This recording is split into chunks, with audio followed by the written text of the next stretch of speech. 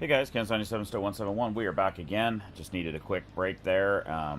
I did a quick sleep break and then moved time forward a little bit till I could find a good load. We're still in Van Horn here, about to pull into this to pick this up. It's going to Dallas, about 37,000 pounds. It's at a Albertsons, I believe, and we're going to go to Dallas, and it pays $15,000, and that'll get us to Dallas. Be a nice long.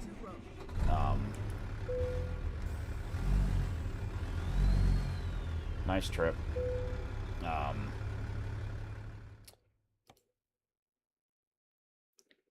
So, used packaging. Nice, cool, colorful trailer. So we're going to take the job. To get the job done. And it should be a relatively short journey. You can usually haul ass across Texas pretty easy. That's the Model Y right there. Gee. What a convenient location for a trailer.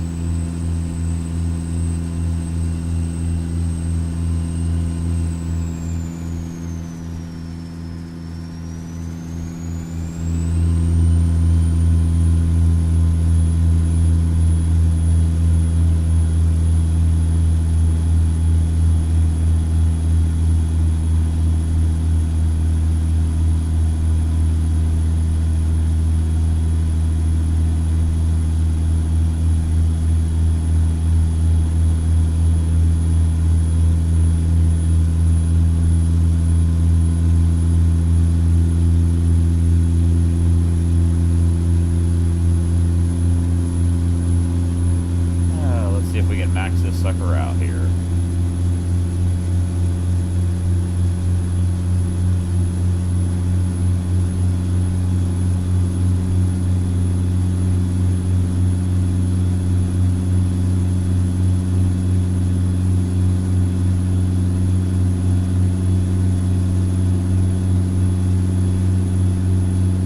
Got to 100 mile an hour. Don't do this in real life.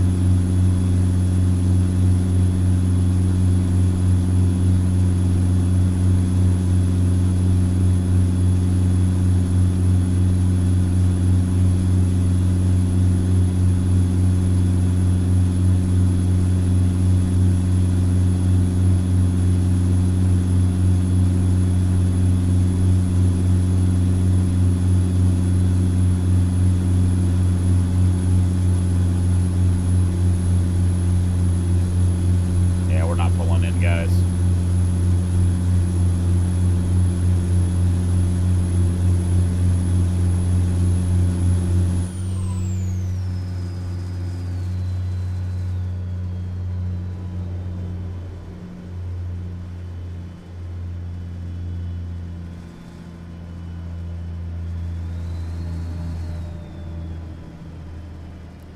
Oh, dude, get the fuck out of the way. There you go.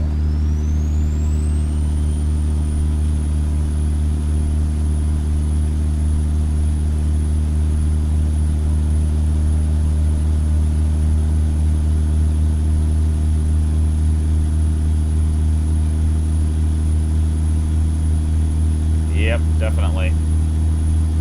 We got to 100 there. That's about all she'll do, probably.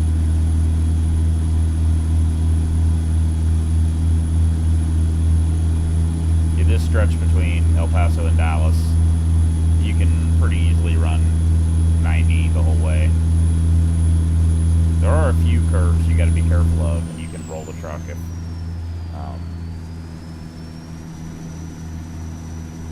you're not careful. There we go. And this truck, as I mentioned, is a little wobbly like that. It can get out of hand pretty quickly.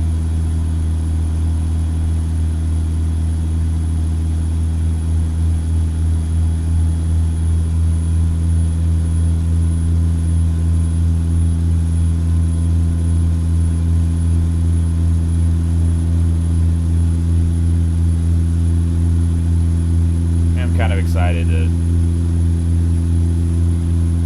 build the next truck, and we got $400,000 saved up at this point, so more than enough to build a truck or two, and buy a trailer and try some new stuff. And I haven't checked out Illinois yet at all, the new map that just dropped.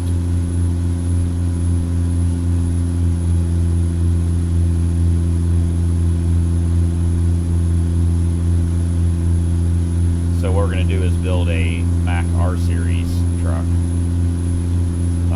and then buy a grain hauling trailer, which we'll need to do the freight. And got an interesting engine to put in it.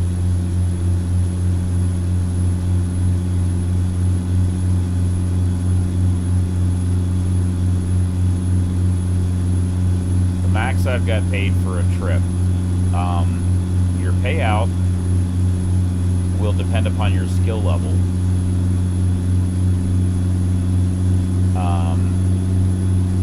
and the distance of the distance and value of the cargo. So as your XP goes up, your pay goes up. So when you first start, when you first start, you're going to be doing quick loads because you won't own a truck yet. Oh boy. Slow down. Just getting a little wobbly there.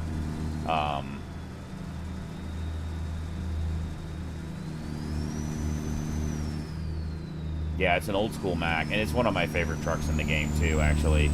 Super easy to drive. It's got a really cool old school interior. Super easy to see. This particular Mac R series was really popular with farms, grain hauling, and I've got some pretty cool engines for it.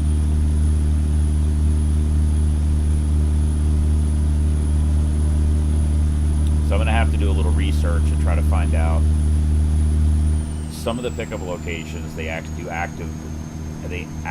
load you, and you can watch the product drop down into the trailer. Others, you just magically get loaded. And there's some unloading places that you actively dump the load out the bottom. They're all top filled, bottom dump. But not all pickup locations and drop-off locations do that. So I'll have to look around a little bit and figure out which one to go to. Come on, dude, get the hell out of the left lane.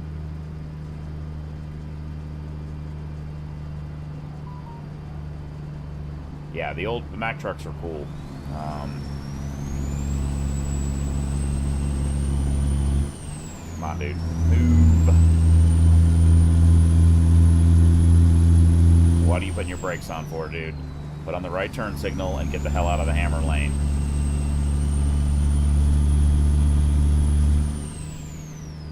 It's so tempting to be like, bump. Thank you, you dumbass.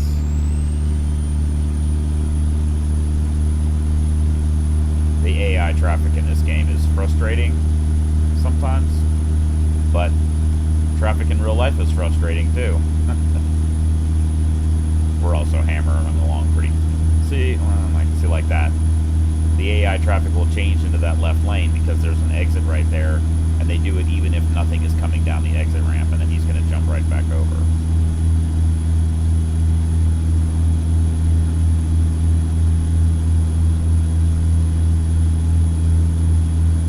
Yeah, the brake lights vary a little bit depending upon the car. Sometimes the brake lights are really bright. Sometimes you can't see them all. And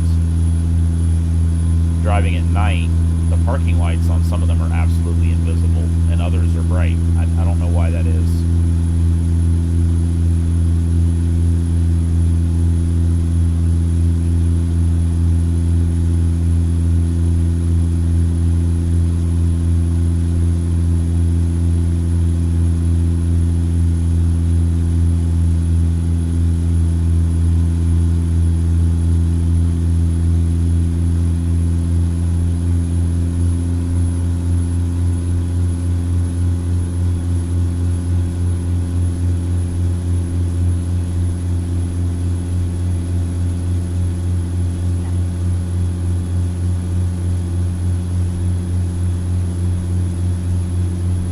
That engine does not sound that great.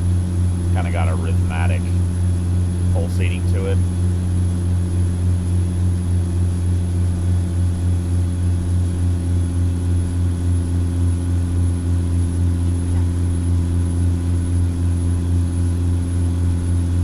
Of course.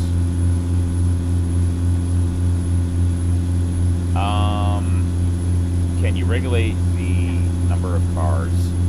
Sort of. But you can't do it in game settings. You got to go into that config file, and there are some things you can manipulate in there to change. You can turn the traffic off completely if you want. I've done that, and certainly it allows you to just haul ass, and you can not stop at any traffic lights. But it also completely eliminates the realism of the game. And I played that way for a while. And then it kind of gets boring, actually. This gets frustrating sometimes when the cars are doing dumb shit. But driving with no traffic. There are also some AI traffic mods. And maybe the game does this now too, default. They've made some changes where the traffic varies depending upon time of day, location. So, you know, rush hour in the middle of Dallas, the traffic's heavier. And if it's 3 in the morning, it's less traffic. Those things are scary as hell, those steel coils.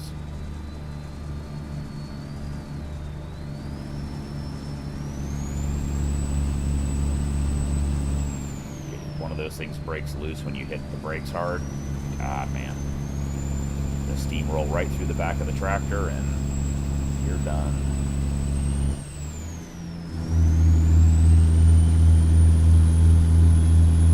Yeah, the traffic's AI and it's not that great.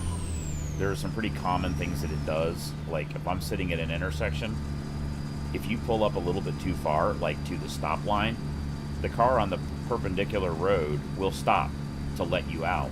Except you're not even in the intersection. They've got the spacing wrong.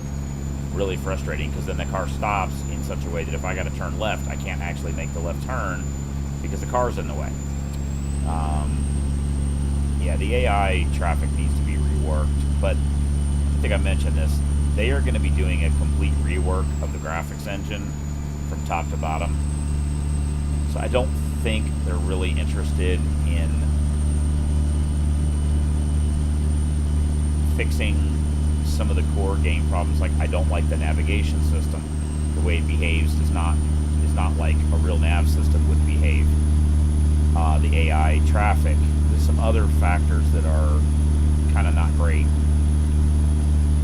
But if you know you're going to be completely redoing the game in a couple of years, or next year, or whatever, it's a lot of effort to make those fixes when you're just going to throw the whole thing out anyway. So I kind of get why they don't change it or fix it. I mean, look, SCS is not a large company. There's like 100 employees or something. They do a lot of amazing work for a small company. And it's 100 or 200 employees, something like that. It's a small company.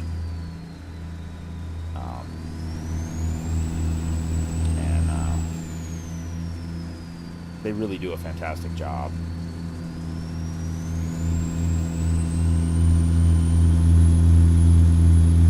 Is it perfect? No. But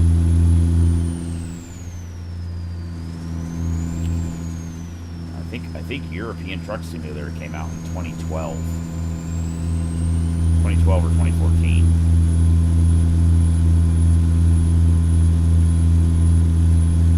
And ATS came out either 1 or 2 years after.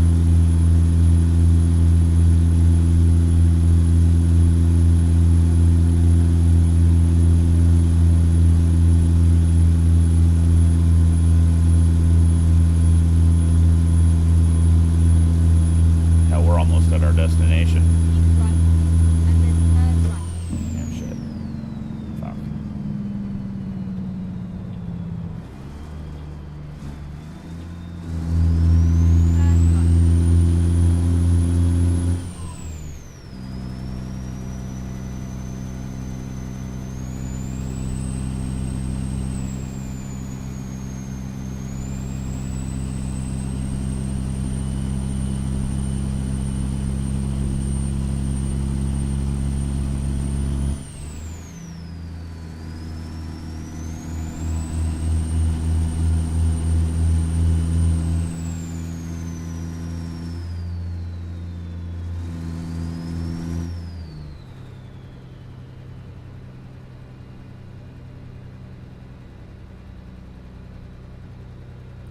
Well, yeah, it may take more processing power to run it, or possibly not. The game engine that they use in this currently is pretty old, and it's actually really processor and GPU intensive for what it does. So when they completely redo it, it actually might run better with less stress. But, of course, they also might take the opportunity to add more detail because they can now, and it'll play just as good as it does, or if they really overdo it, maybe it'll play worse. But the game engine is really old. I think it's from 2012. So, don't really know, but I bet overall it will be an improvement. They also have to be careful to not overdo it, because a lot of people play on older equipment, and if they suddenly half the people that have the game can't really play the game anymore, that's going to be a problem. I don't think SCS will do that. They do know what they're doing. They understand their customer pretty well. And they also respond to customers pretty well. Like I said, they're a small company. They do a lot of YouTube videos where they talk about what they're developing. They're kind of the nerdy computer gamer type people. So I think they'll do a pretty good job.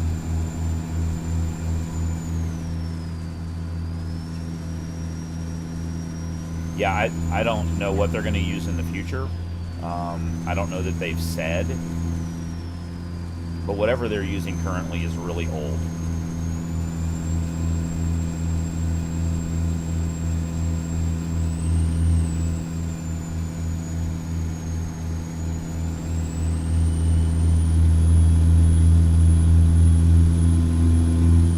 What they start, you know, when they started the game, it was state of the art, or what was available, but you know, things change.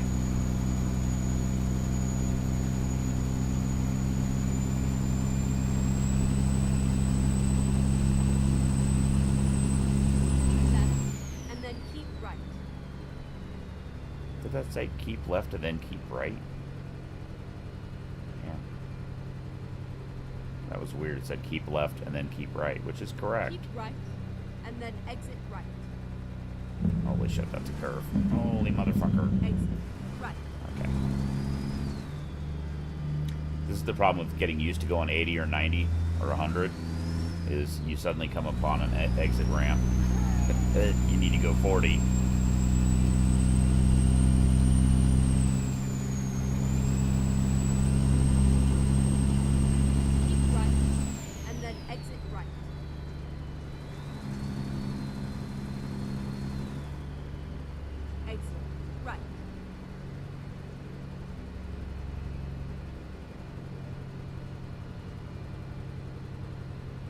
Keep right, and then turn right.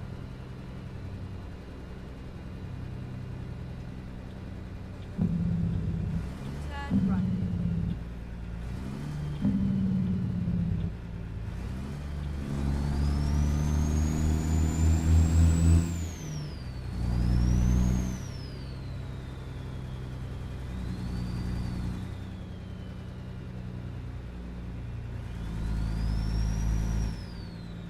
Oh, shit.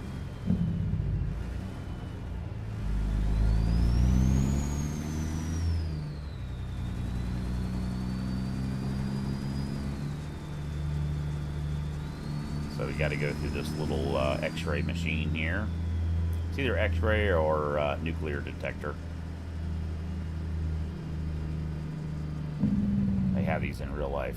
They scan the truck.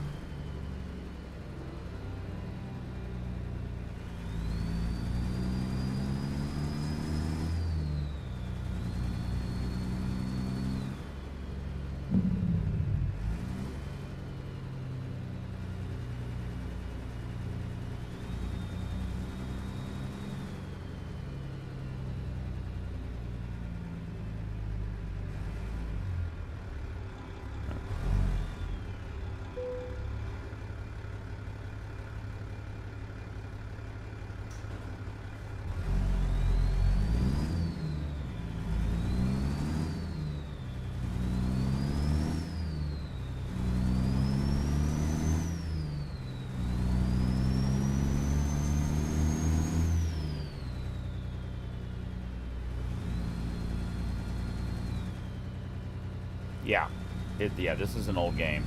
Well, you have to Google it. I want to say 2014 is when ATS came out. It's either 2014, 2016. I think they were 2 years apart. European Truck Simulator was first, again, 2012, 2014, and then ATS came out either the next year or the year after. I don't remember exactly. I wasn't playing it back then. I did, however, play one of their earlier games. It was 18 Wheels of Steel, is what it was called. It was And a I nice played that ride. game on a really old PC. Alrighty. What the hell?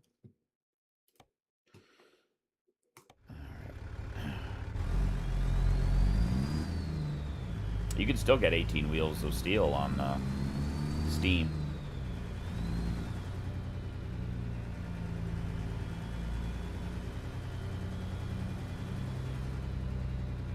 It's a really modern looking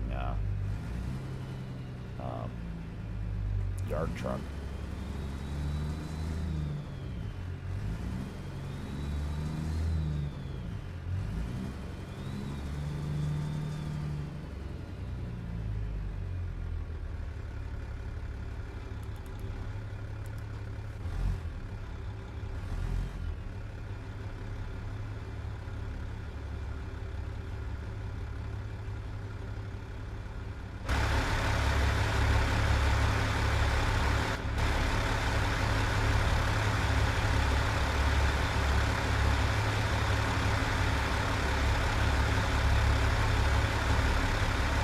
No, we're not done.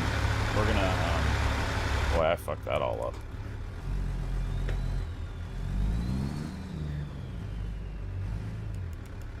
I was gonna try to do it just using the mirrors like real life.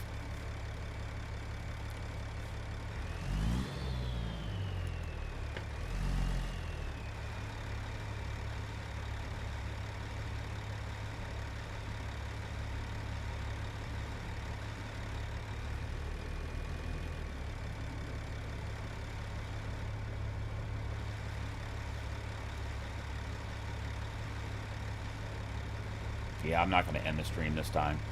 I'm just gonna, um, we'll go from here, go into the truck builder, and buy that Mac R series, and then figure it out. Might just have to wing it. I would like to do one of those loads where you get to watch the product get loaded in. I mean, it's not that big of a deal. Maybe we'll try to go explore Illinois. Do two things at one time. Illinois is a brand new map. I've never driven it yet. I would think there'd be some grain hauling up in Illinois.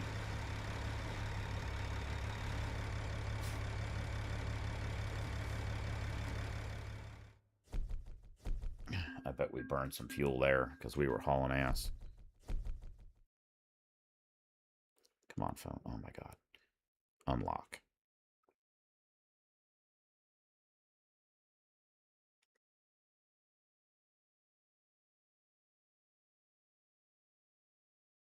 Yeah, 6.5 miles per gallon.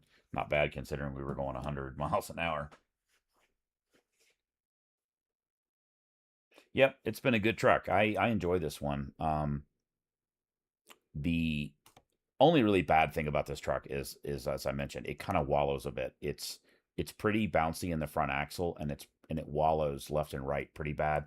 And if you start to go like back and forth like this, and the truck starts tipping back and forth like this, you can actually roll it pretty easy. It'll the force feedback gets into like a cyclical pushback, and it can get out of control pretty quickly. I wonder if they were that way in real life. I don't know why it would be that way. You know, for a long nose style truck, it's actually not that long. It's there's a couple of these actually around me that I've seen driving around. All right, guys. Let us see. We are going to go ahead and build. We have $440,000, so we've got more than enough money. We're in Dallas. So we need to go to truck dealers. I'm just going to go to mod, Mac. Here's the truck we're going to build. And actually, I need to get some notes because I did do some research ahead of time because I have one of these in my other profile. And I wrote down what engines I had that I know work well. so that I didn't have to screw around too much when building this one. So this is an old school Mac. I don't know when these were used. They're still around. Mostly see them in farming implements, in farming use cases, because they're quite short. They're easy to see out of. The only choices here are double lamp or single lamp. It doesn't really make any difference. And then there's a few different wheelbases you can do, and different tank sizes. So you can do a little longer wheelbase, that longer wheelbase with big tanks, the longer wheelbase with even longer wheelbase with short tanks, or with really big tanks. So I normally do that one because you got big tanks.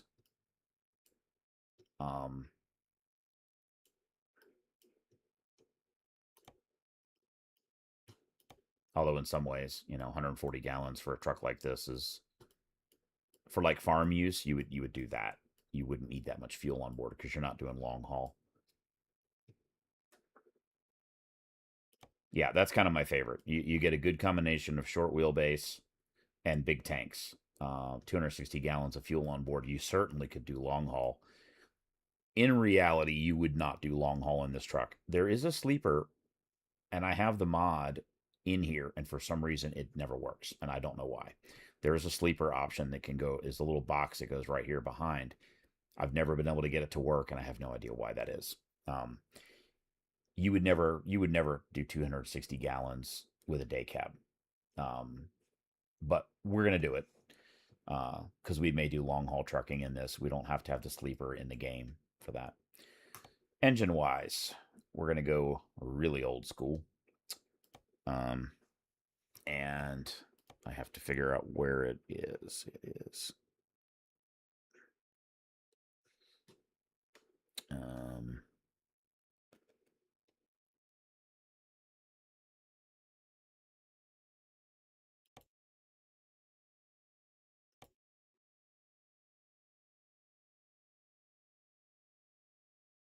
It's going to be one of those. Oh, shit. I need a keyboard to search for it. Okay, well, that's disappointing. Because the engine I want isn't in there. Why is that?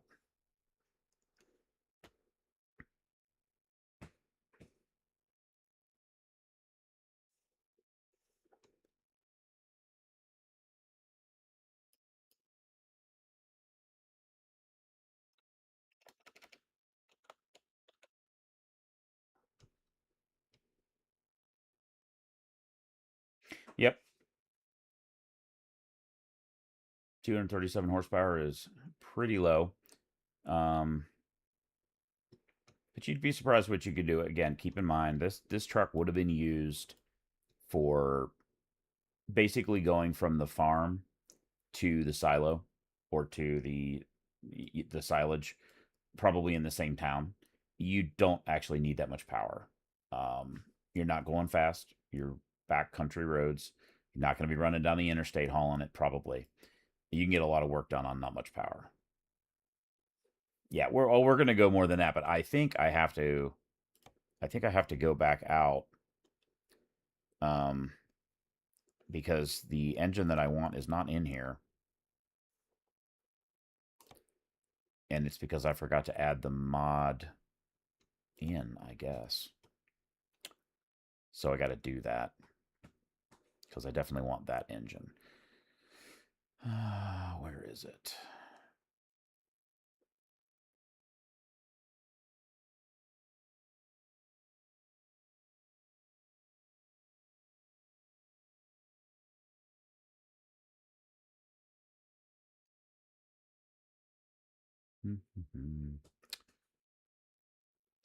That one. That's one of them. There's actually two with the same. It's one of these two. And unfortunately, they have the same name, which sucks. Makes it very difficult. We're going to move these down in priority. They don't need to be that high. Put it right there. And we go back in that engine. The engine I want should be available. I thought I already did that. Sorry, guys.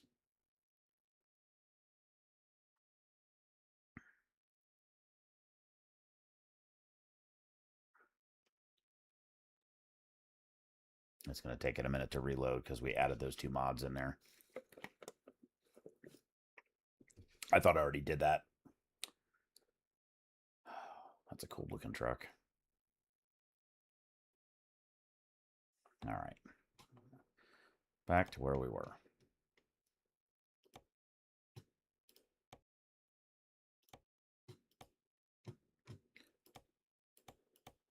Lamps. 260.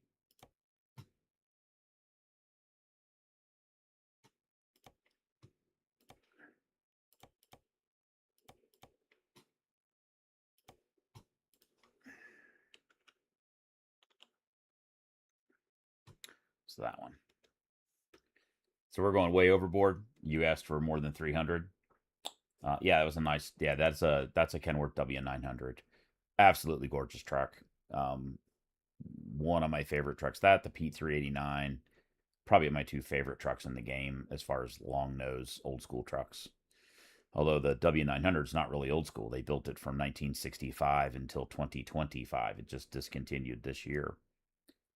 So we're going to go way over the 300 horsepower you're talking about. This is a Detroit Diesel 12V71 2-stroke diesel engine. I've used it. I know what it sounds like. It sounds awesome. So we're going to go with that one because that engine is a auditory experience. Yeah, actually I have one. If you go back through my streams, I went through all of the trucks that are native in the game, and there is a W900 in there. Absolutely gorgeous truck. Let me see. On the transmission, I'm just looking at my notes because I kind of went through this already. Oops, I want that one. No sense in reinventing the wheel. EXPD.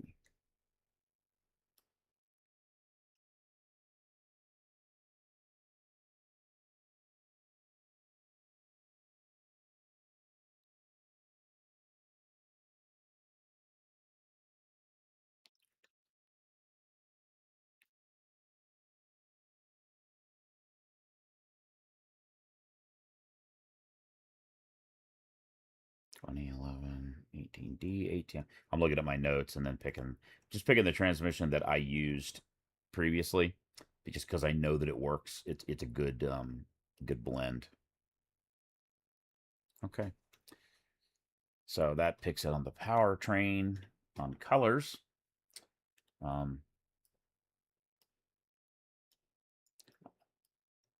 Pepito, I know you like the design aspect here. So we got black, blue, green, orange, red, white, yellow. And then there's that one. And then you can, on this one, you can change the colors in it too. You can do that. Red Velvet. Warrior Mac. Those are retro stripes.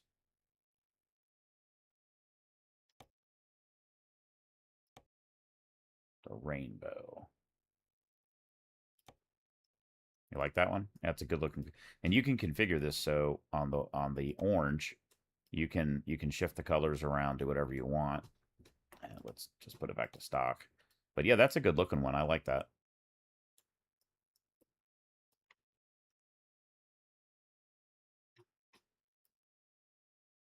It's unique. I don't think I've used this one before. Okay. On the configuration, there are some things you can do here. You can do stock, chrome. You can do a painted. There's some bull bars. And if you do the bull bar, there's 10,000 lights you can put on it. I'm kind of inclined to skip it. I've done this before. None of the lights that are available on here actually really give you much output. They look cool, but it's kind of you will spend 3 hours just putting a shit ton of lights on it and spending money that doesn't actually do anything.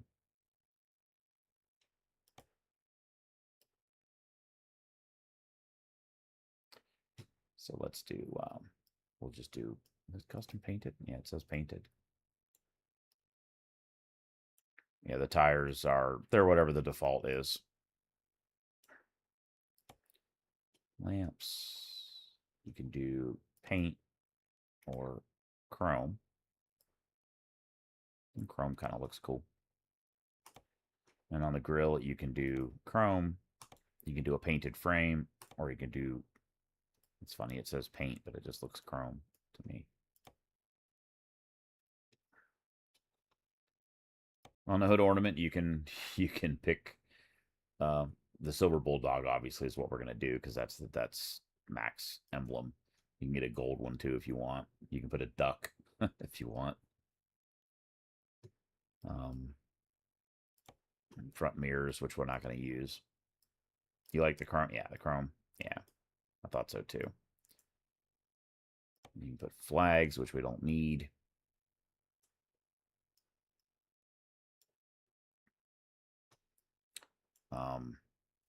You can put no filter over here. You can do a chrome. You can do painted. I actually usually leave this one off. You can change this one too. And then there's that one too.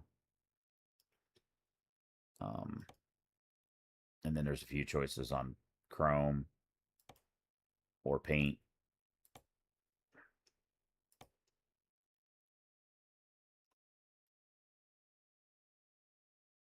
How the hell I get rid of it?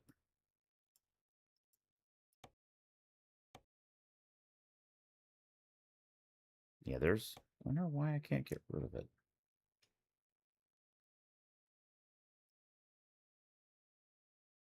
They look great. You're right. They do look great. But from the driver's seat, they impinge on your view a little bit. I think stock, it had an air cleaner over here and not over here. We'll do both, though. Make them the same. Yeah, for aesthetics, for aesthetics.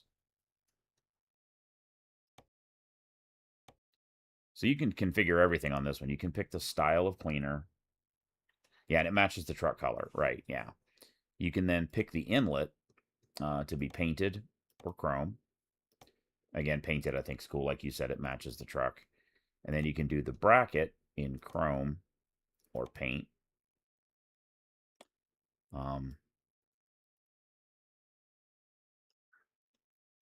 Again, maybe go with the painted theme.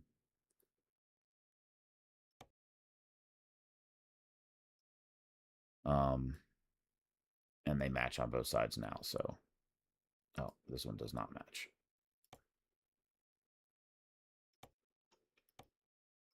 Chrome.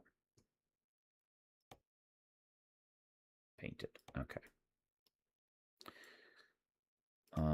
Just from experience on the main mirrors. Yeah, chrome for the bracket. That's what I thought too. Did I not do that over here?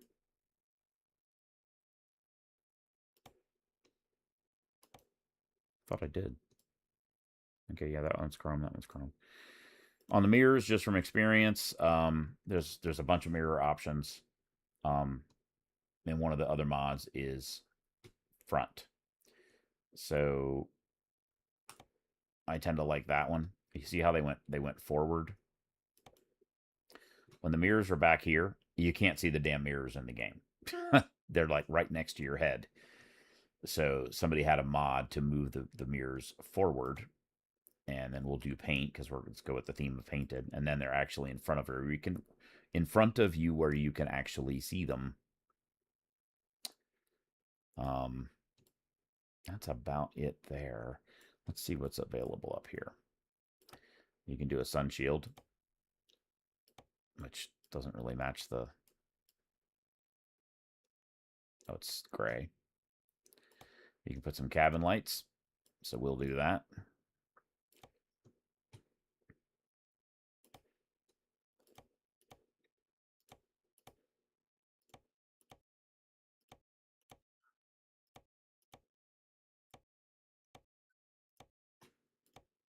real life, you wouldn't have 10,000 cabin lights across the top.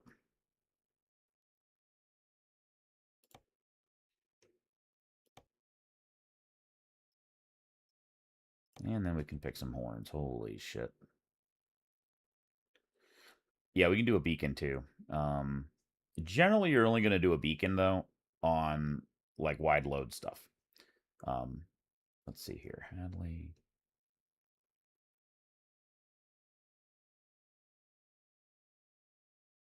We'll try the Mac horn. I don't know that I've ever tried that. This is another thing that I wish you could do is like, I wish you could like, I want to hear the horn. I wish there was like a press a button here where you could like listen to what it sounds like before buying it. So let's see what the beacons are available. There's only one, and it just sticks it right there. Yeah, that'll work. And then that will, yeah, we'll get to that in a minute here. There's a cabin inlet, which is kind of interesting, and it didn't conflict with our lights. You can do a cabin deflector like that, which you probably wouldn't do for a grain hauler. You can also put an air inlet. So there's a duct right here that it puts in here, and then that goes to the inside. So you can reach up and open it, and then air comes in and drops right down on your head. That's a super cool feature. It's what I wish more vehicles had.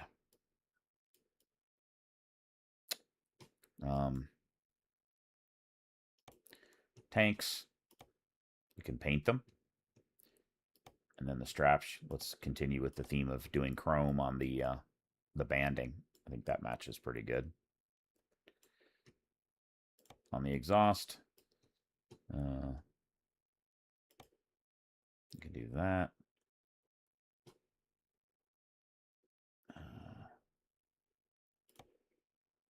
That looks pretty cool.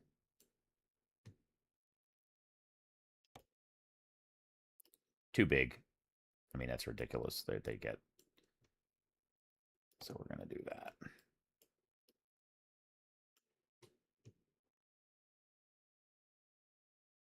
Let's see if there's too big. Too big. That's probably appropriate. Let's see if they have a straight. Let's see. Stock. Right, straight, left, straight. Okay. So I think that's our best choice. Yeah, I think that looks the best of them. You know, for a work farm truck, you would just do that or that. You wouldn't need to put a gigantic exhaust on a truck, but for aesthetics, I think that looks best. And for the engine that's going to go in here, it's a V configuration, so you could have true duals with it. And you can do a deck plate and cover that up. And you can do a deck plate with a headache rack, which totally hides our exhaust, so I don't want to do that. But we'll do the deck plate. Mud guards, probably something you would want on a farm truck. We'll do fully, not compatible with what? I don't know what it's not compatible with, but that looks pretty cool. You can also do chrome. But the paint looks pretty cool. And he did. We do chrome.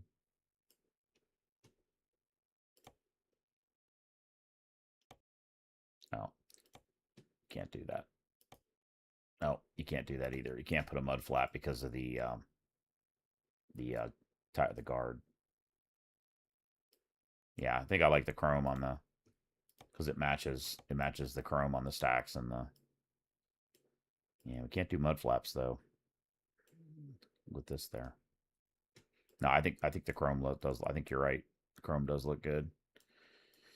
Okay. Let's do some wheels. Might just leave them steel for this. Again, a farm truck, you'd probably go with steel wheels. But let's see here.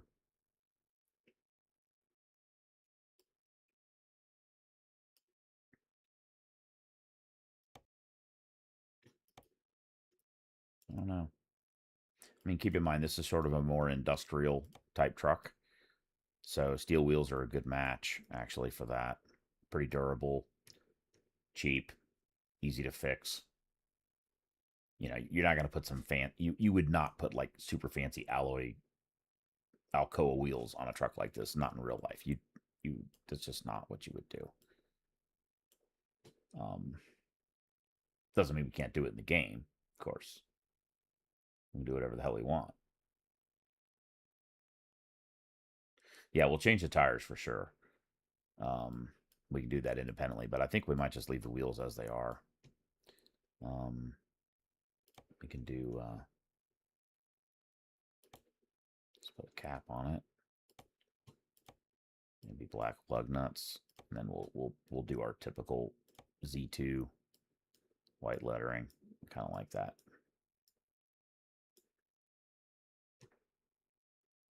And actually, I don't really like.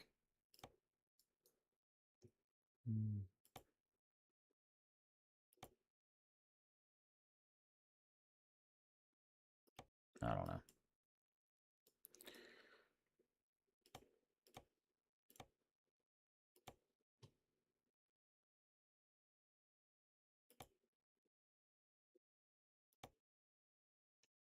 Maybe we will do chrome on these.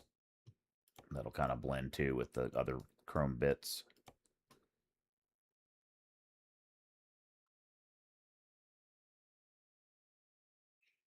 Let's see here.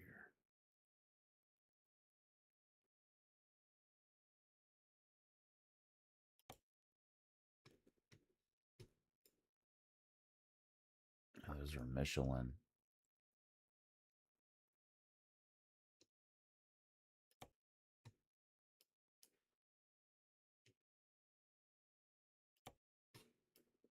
Yeah, that way the font on the tires matches.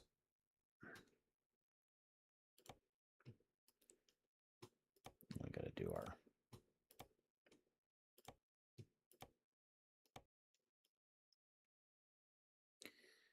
You know, I don't know that the chrome really matches with the wheel. It kind of conflicts a little bit there. So maybe we'll just make that standard center cap. All right.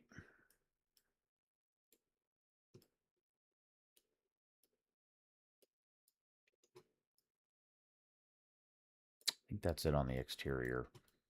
Like I said, unless you want to put the guards on the front and put 10,000 lights, and you'll spend an hour doing that, and then it doesn't do anything, which kind of sucks. There's a ton of light options, but none that really do a lot. Let's go to the interior and see. There's only two options. You have black and tan, which is the default. Probably would go tan. What do you think there, Papato?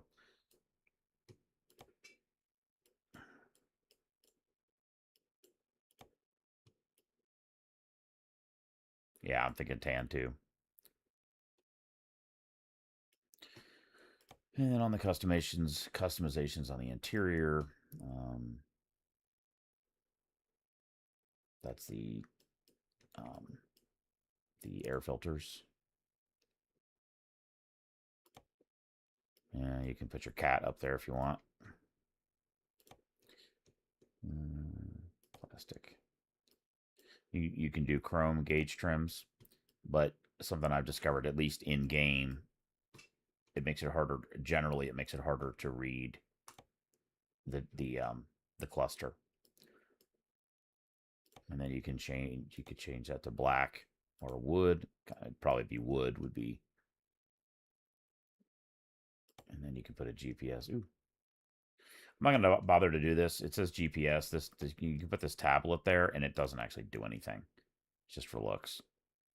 Front mirrors, co-driver plate, and that's the filter inlet. And then you can put seat items, so we could put the cat there if we wanted to. Well, you can skip that. I don't think there's a dog option in here. Okay, there's a bear. It can. That's funny. I think you can put the cat.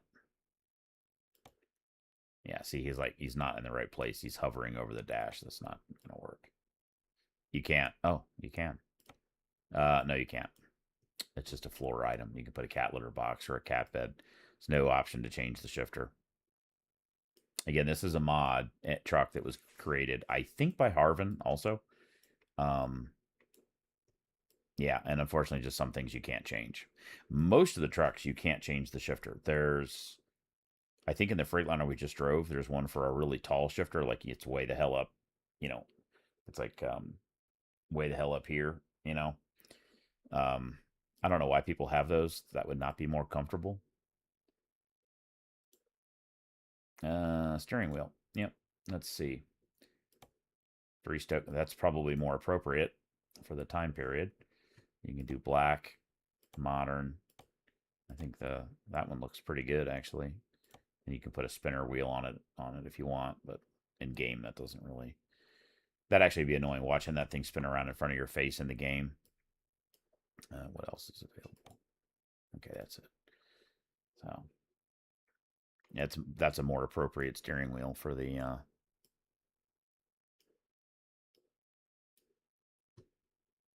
main mirrors.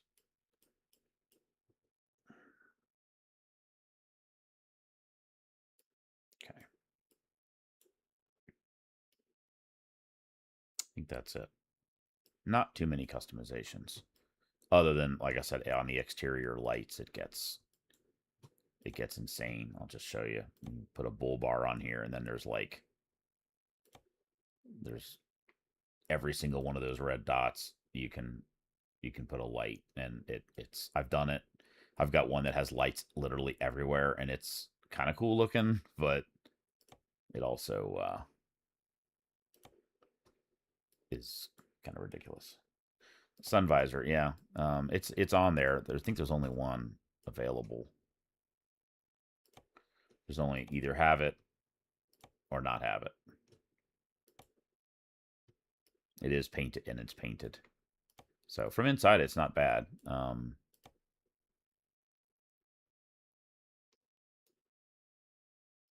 So that's with it and without it. It doesn't block your view, so we'll probably keep that. It looks cool. Some of the sun visors, like they cut way down low here, and it's like, okay, you can't see the traffic light. Like, it's not helpful. No, I don't want to. No, no, shit. It's not what I wanted to do. I think that's it, guys. So I think we're just about done. There's no option to change anything else in here. Let me just go through and make sure we've got 12V71, the Eaton Fuller.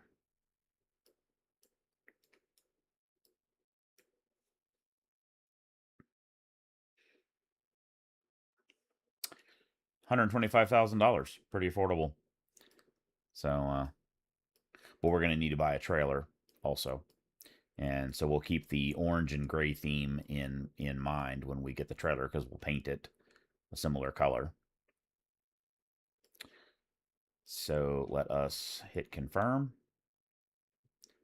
purchase, send it to Abilene.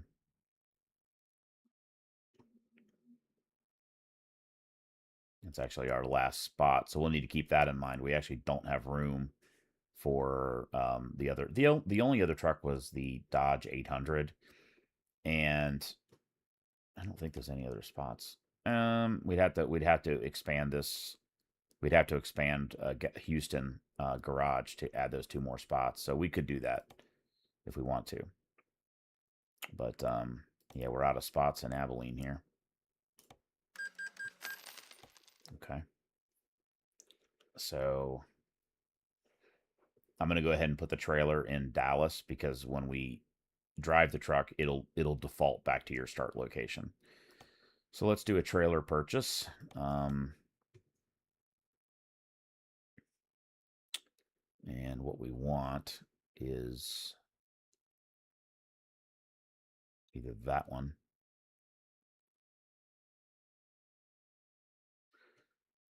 or that one, I think. I think this one. No, this one. This one here, I think is 12,800. Okay, they're all the same.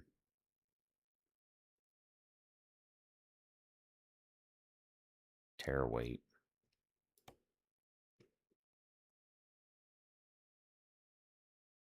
I think this one actually can haul more cargo.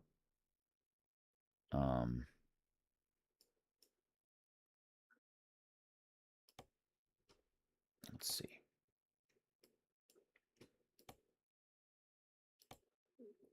Yeah.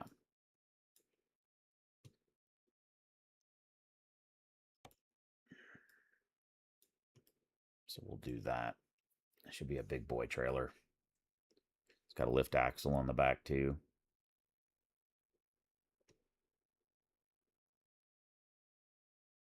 Which isn't super handy. I mean, it helps you a little bit when you're empty driving around with the axle lifted.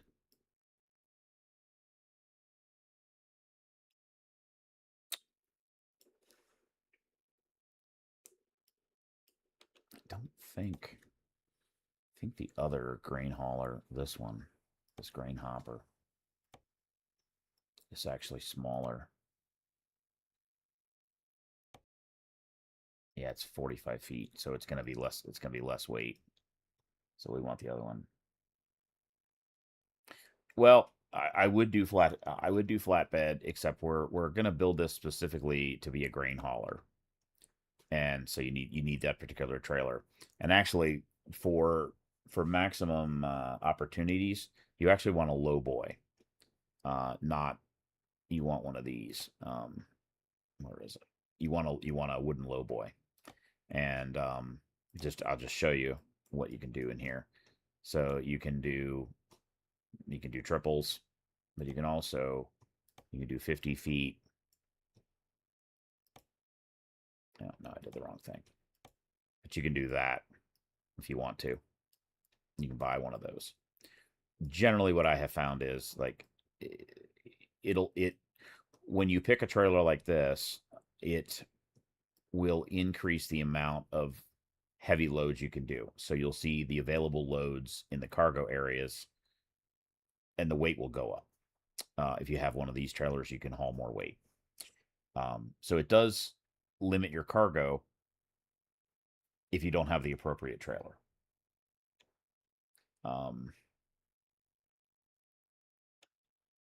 Yeah, we're going to do grain. We can always buy other trailers. And like I said, generally what I have heard is in game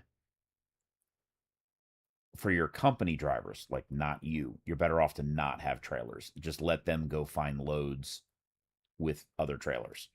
And because if they have a trailer and there aren't any loads for that trailer, then they can't get a load.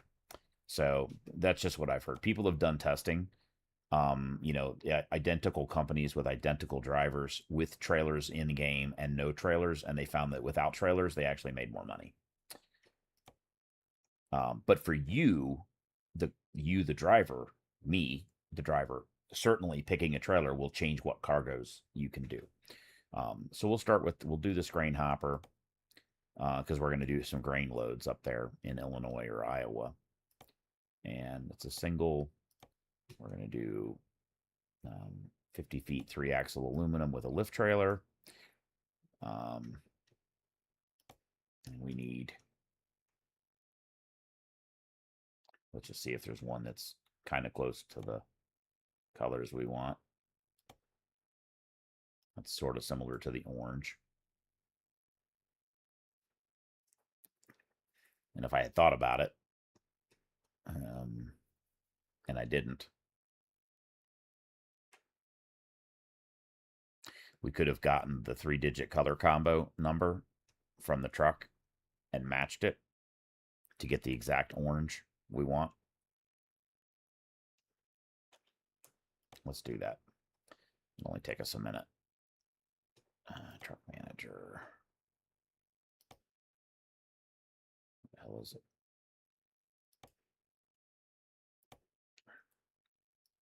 So what is the color? No, color. So 18, 100, 100. So that's the orange that we want. 18, 100, 100.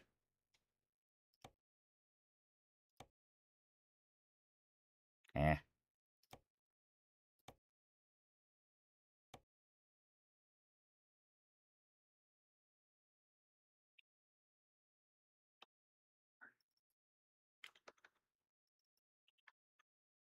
Oh, that's the tarp. Never mind. Why can't I?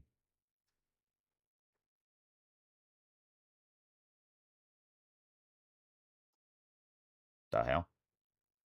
Oh, custom color.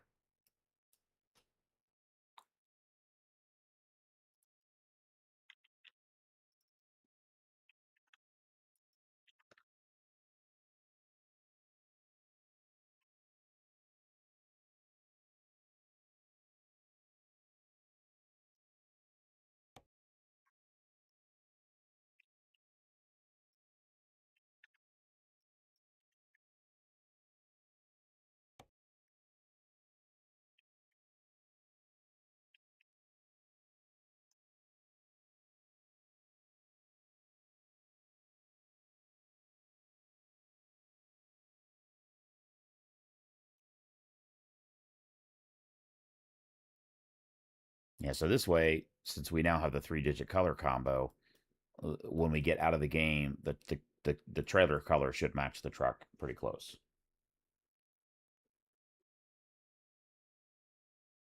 Put a friend in the truck? You mean like a cat or something?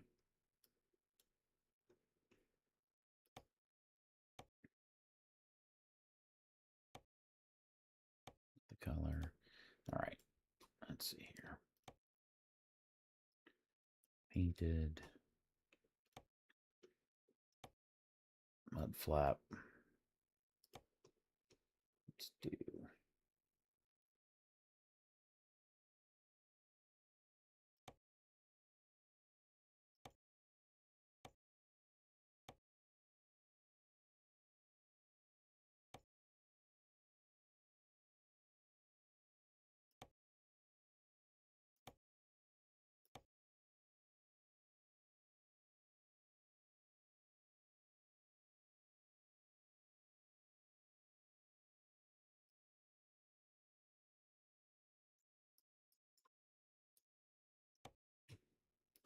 Mud flap.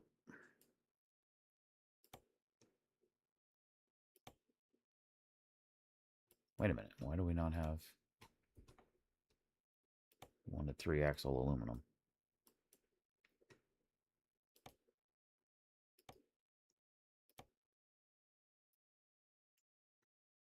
All right.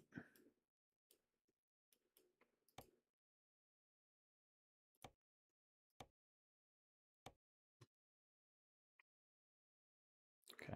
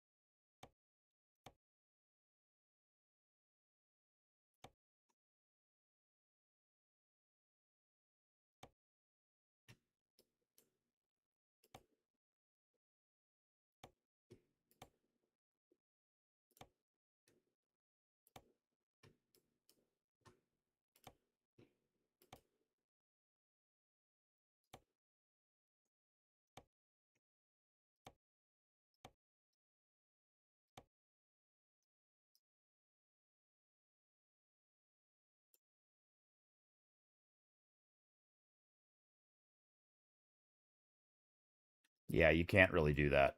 There's no, you can't really change the engine sounds. It is however the engine's been recorded by whoever did it or created the sound profile.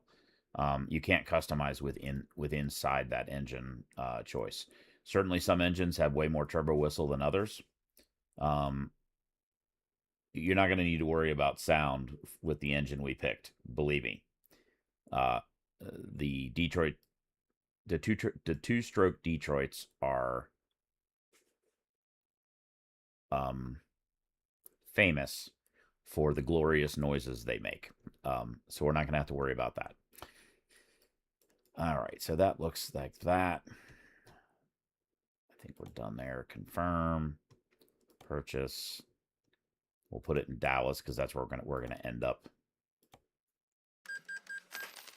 All right.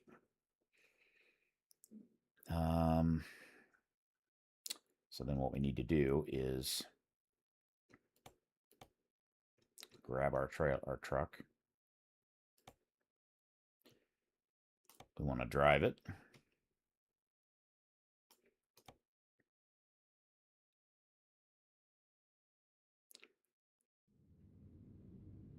And then we want to get our grain hopper. One thing you want to do is it's an open trailer right now. You want to make, if you want to use this only for yourself, you want to make it private. And then, because what can happen is one of your company drivers can grab this trailer if they want to, and it'll disappear from the inventory as available. So we want to use it. Yes, it's been attached because we were already in the correct location. So now we have cargo market available because we have our own trailer. And let's go up here to, we've never been up here, so we can't. We've been to Iowa, though.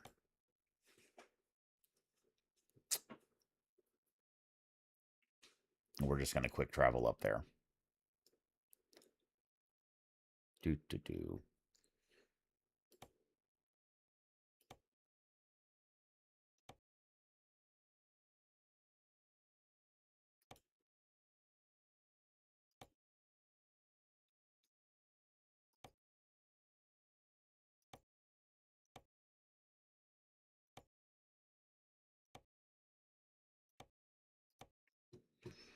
Let's do maximum cargo weight. Okay. Okay, now there's a heavy one. Wyoming. Looks like we can't go to Illinois quick travel because we haven't been there yet. So we want something heavy so we can rev the engine out for long periods of time. And that's way the hell up there. It doesn't really matter. We're going to have to quick travel pretty much everywhere to get where we want.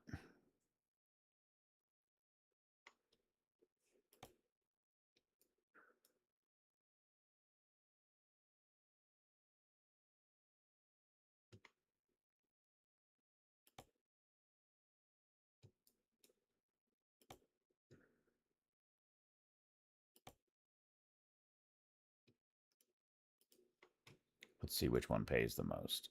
Price per distance. I don't want to do something too long either. Which one for 24,000?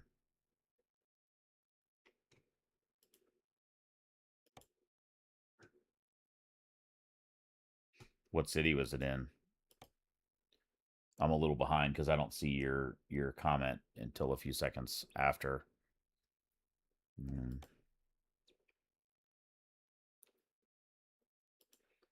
Really want to go heavy if possible.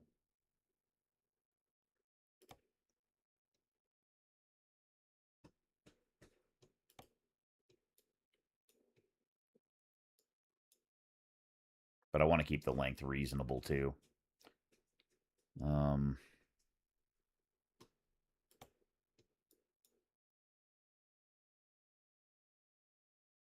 Yeah, find a good balance between heavy. Might be that one.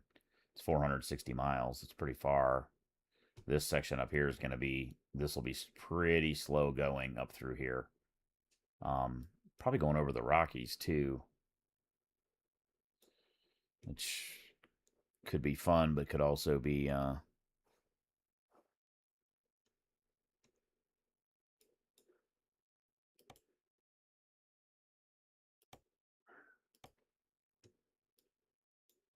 I guess we'll just do that one.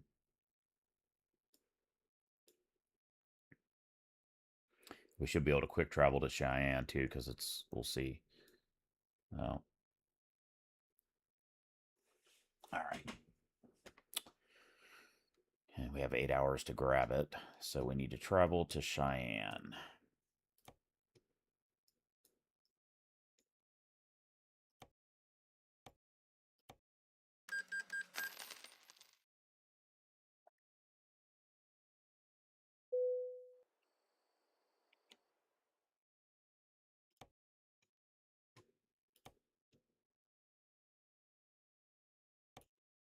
So it's that one. We'll set the GPS, and it's 11 miles away. I'm going to cheat. The reason I'm going to do this is because I kind of want to, guys, want you to hear the engine with a load rather than me driving around empty. It's right up the street right here anyway, so it doesn't really matter. And yes, this is cheating. Although you're going to hear the engine here in a minute anyway, so maybe it's not a big deal. But alrighty. Okay, here we go. Oh, we got to adjust our mirrors and shit, which we haven't done yet. Let me see. We need to move the seat forward a little bit. Adjust seats. No. Field of view. That's fine.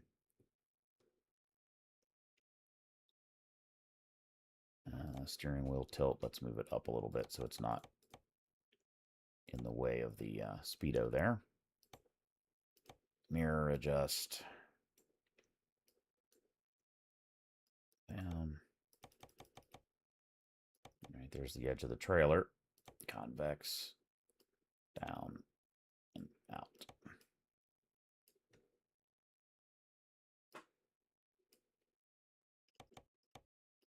Actually, there we go.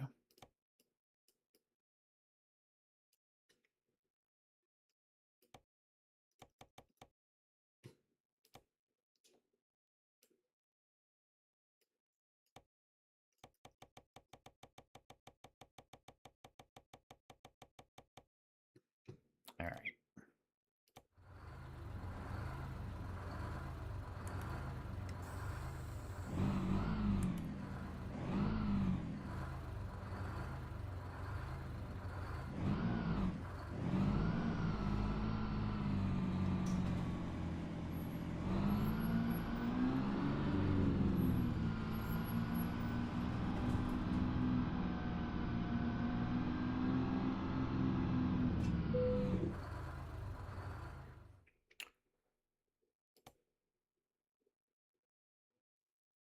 So that is the one.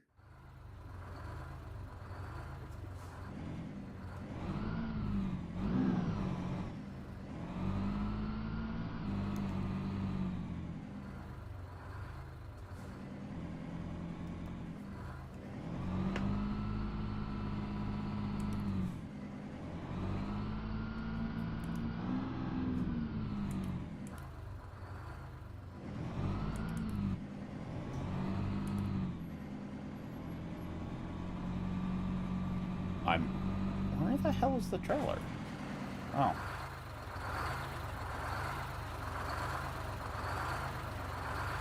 Okay, we're gonna skip the loading because it's pointless. Unfortunately, this was not a location where they dumped the cargo in there. There are only a very few. They're mostly in Iowa. There wasn't a good load in Iowa, so we'll do that another time. It's certainly cool to see that, but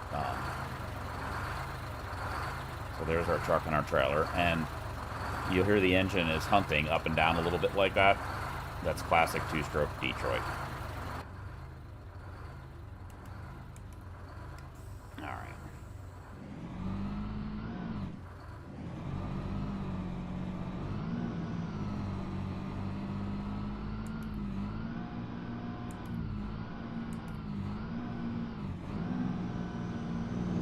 hell is going on here?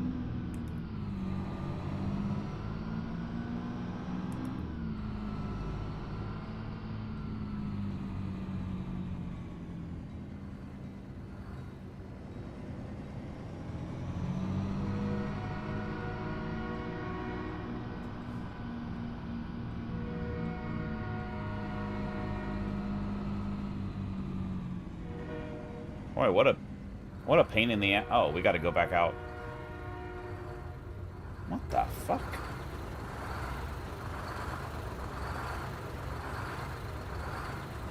What a really strange layout.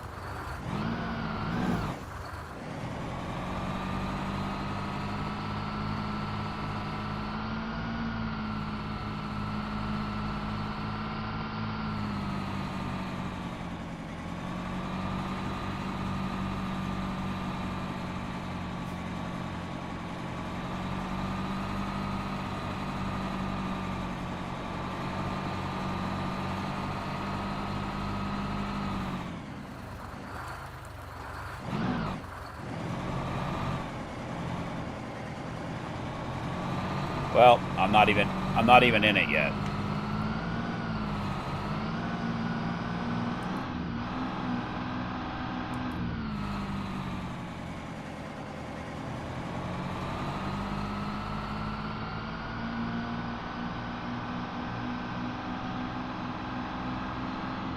I'm trying to be very, very gentle on the throttle, not to give it away. It is a really strange entrance and exit. Like, why the hell do you put your...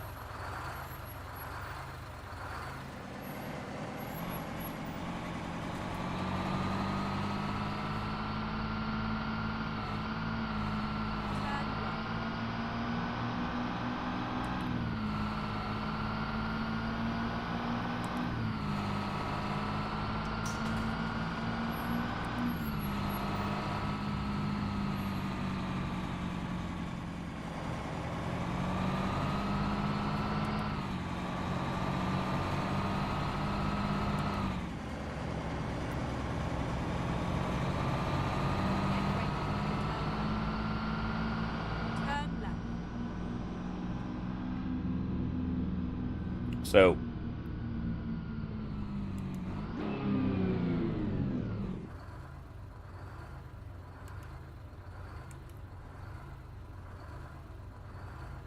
what do you see? This is what I'm talking about, the AI. The truck is stopping because it thinks we're in the way, but we're not. And he's just going to sit there and be in the fucking way. And then he finally decides to go.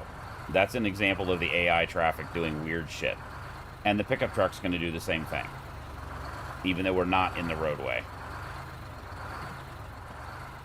It's really weird.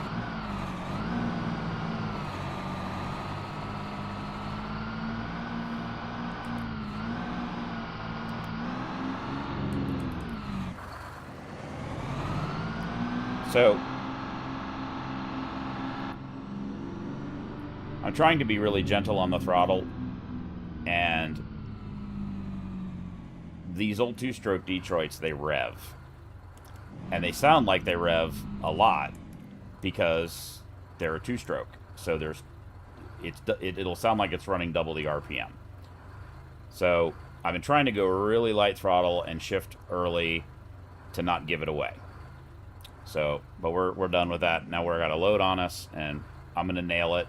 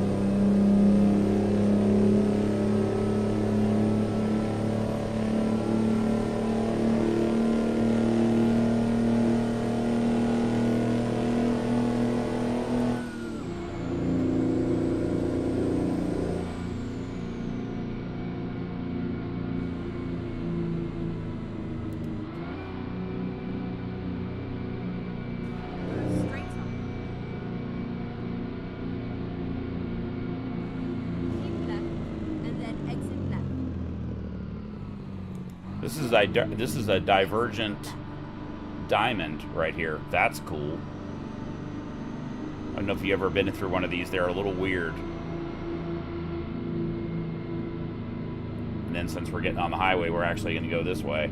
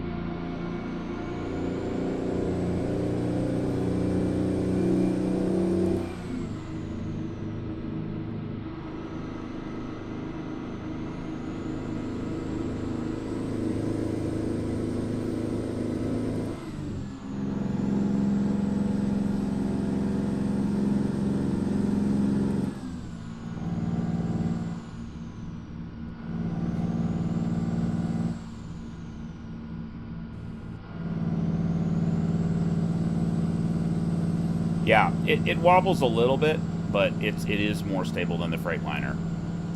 A lot smaller tractor, a lot lower.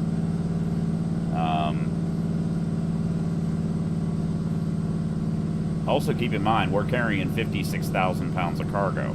So this is a pretty, we'll go over a scale at some point. It's a pretty heavy load.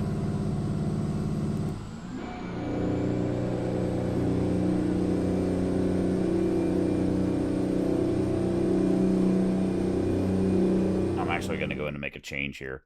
You kind of don't want to skip shift in this with this engine. Smart shifting off, and we will do high power mode. And we're actually, well, we are in sequential. It doesn't matter. When you turn this smart sequential shifting it'll skip a gear if it thinks it can. But really, with that two-stroke Detroit, you want to keep the revs up, and you don't really want to skip a gear. You probably, most cases, you want to keep the revs up.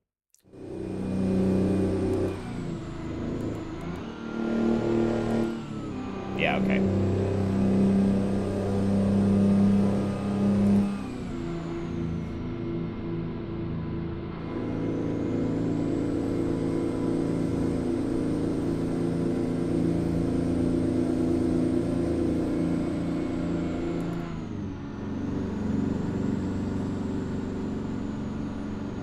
Pretty easy to drive too. You basically keep the Mack Bulldog, the head of the dog, right on the edge of that line, and you're pretty much centered in your lane.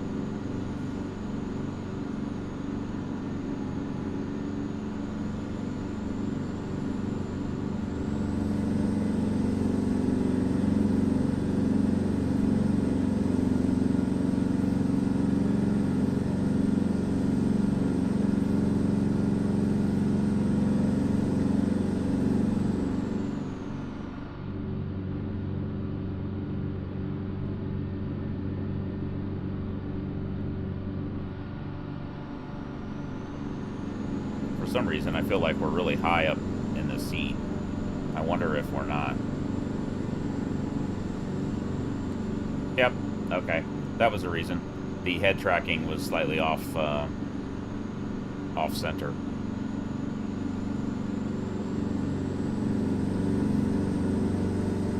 I was like, why are we like that? I was like, okay.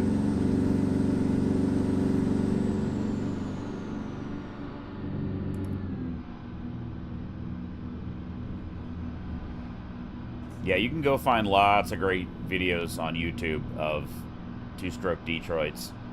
They called them the Screamin' Jimmies. They made a variety of them. This is a 12-cylinder. So if you look at the engine configuration, it says 12V71. That means it's a 12-cylinder V configuration, so V12, and 71 cubic inches per cylinder. They made a bunch of different ones. They had 12V, they had 8V71, 8V51. There's an 8V92, I think. There were even some 24-cylinder versions. There's a 24V149. Or I'm sorry, 20V149. So 20 cylinders, 100. Holy shit. We are gonna crash. That was not my fault. Well, we just had an accident, but it gives us a chance to do this.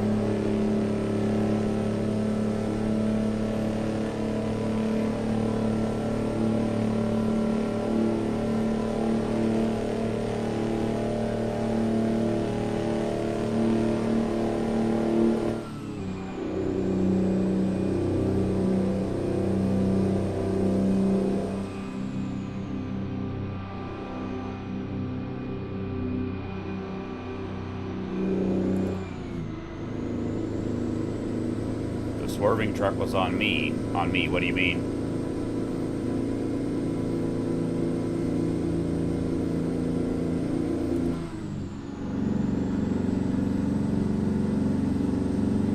There was no way in hell I was going to stop at that speed when they did that.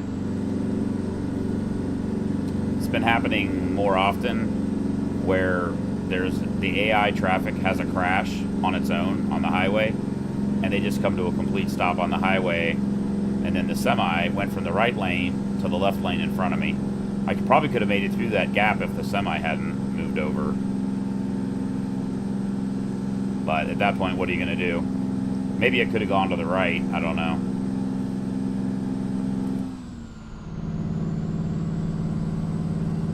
Oh shit, the speed limit's 80.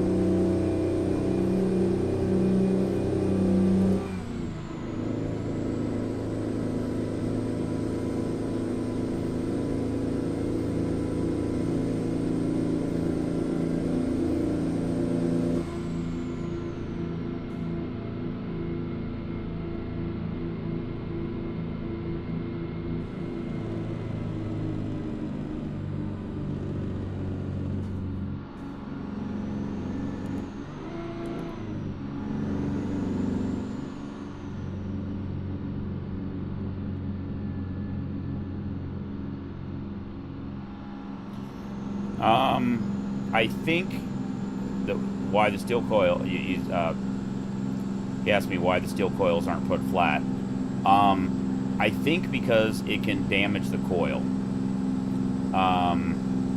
They can be put flat. I've seen them put that way. The other problem is, how do you pick it up? So when they're coiled that way, they have like a hook thing that comes down and picks up the coil. If they're flat, then you'd have to grab it from the side somehow, and loading and unloading becomes significantly more difficult, and you'd have to squeeze it pretty hard to pick it up, which could damage the coil. Those are flat. It's a flat sheet rolled up, Right. And then turn right. and you don't want to damage. They put those on spindles Turn right. and then unroll it at the factory for metal stamping and things like that. So you don't want to Get ready. you don't want to damage the surface of it. But yep, they can roll, and when they roll, Turn left. it's bad.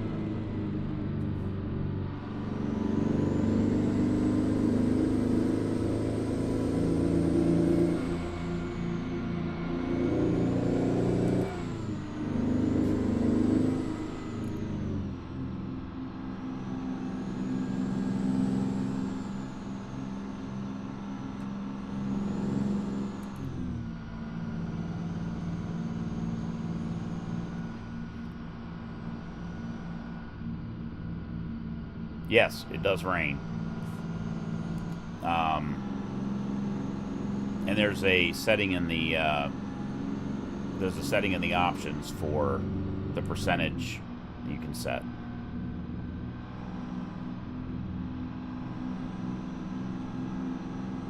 They don't have snow though. I've seen fog and mist, but I actually don't know if it's in the base game. I have, when that game starts up, you'll see the extreme weather thing that I have. That makes the rain look different, and it might be responsible for the fog too. I'm not totally sure. Go straight on.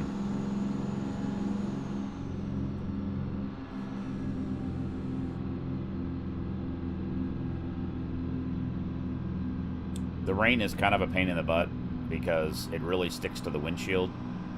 It's one of the things I don't like about that. It's called Brutal Weather and something. It's a mod. And the raindrops are just kind of fat and they stick to the window, and the rain stays on the windshield way after it should when the rain finally stops. But it looks great. Oh, shit.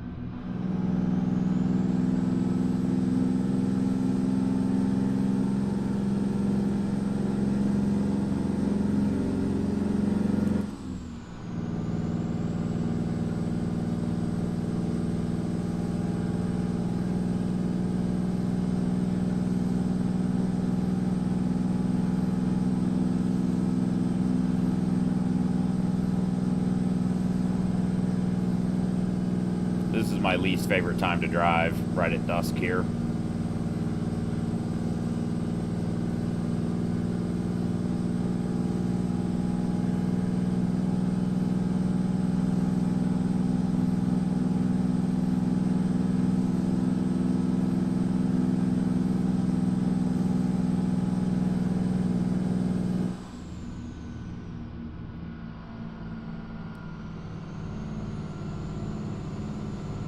They are on.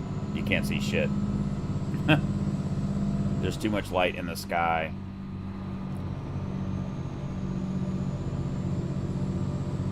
So it's dusk and dawn are always the hardest in real life as well, where the headlights aren't going to do anything, but it's not really bright enough out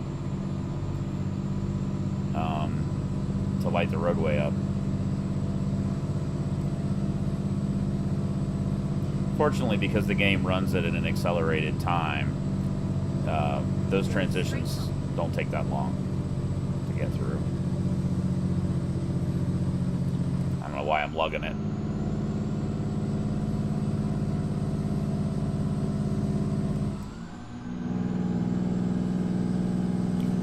It's a little weird going from a modern 4-stroke engine to an old school 2-stroke. They don't make a lot of torque down low. And, you know, we need to be up here.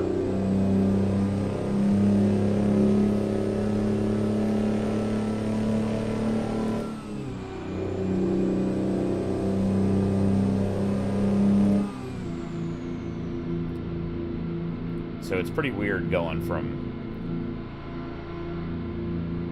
new engines to this old 2-stroke. Love how they sound, and they definitely pull.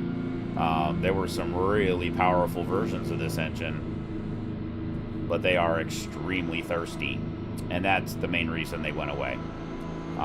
When they were out, I think the engines came out in the late 40s or 50s, and they ran really until about the mid-late 70s, and you had the fuel crisis happen in the 70s, and they just became unaffordable to operate. They are still used, though. You'll find them in generators a lot, like old school generators, hospitals, and the reason is they're all mechanical. There's no electronics at all, none. They're completely mechanical.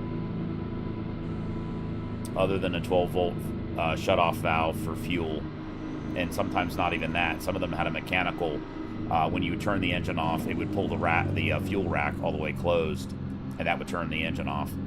But they're completely mechanical. Oh, that is a train.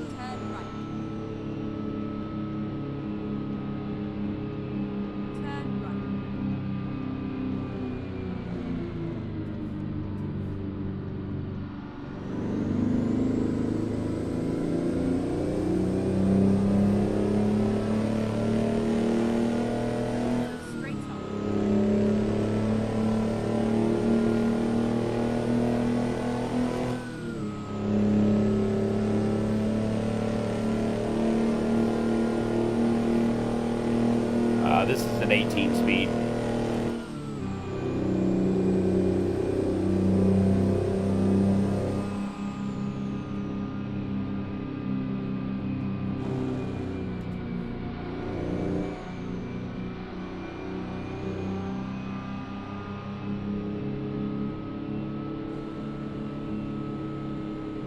Oh, shit. We are going through a tunnel.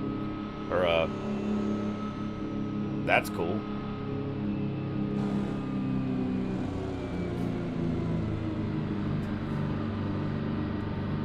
I'm going to put the windows down.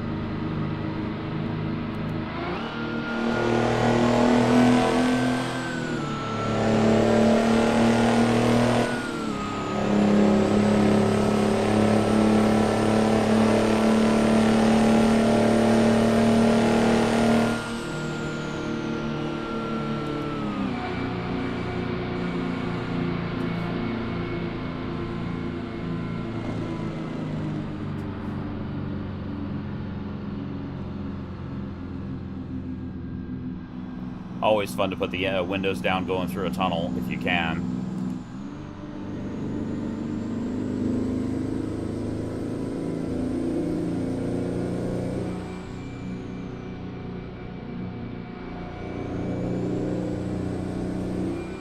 This is the part of the delivery that might take us a while, I think, because it's going to be all backcountry twisty roads, which in daylight might be fun. At nighttime, not so much.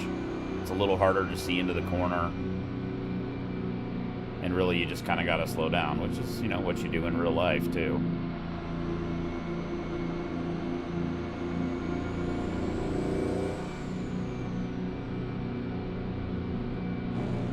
I was talking about the engine as a generator. The reason they were so popular for generators is they're all mechanical. There's no electronics. So if you have an EMP disaster or they're not dependent upon anything. If you can spin the engine over, it'll start. And a lot of them were air starters, so you did not even need to have electricity to start the engine. You had a pressurized air tank that was kept filled when the engine was running with a compressor. And then there's an electric start valve where it opens the compressor. It's an air starter. It kind of works like an air gun, like a lug nut gun. And it spins the engine over with air pressure, and it runs. And so they start and come up to full RPM within a second or so. And so for generators, they were very popular for that reason. Okay.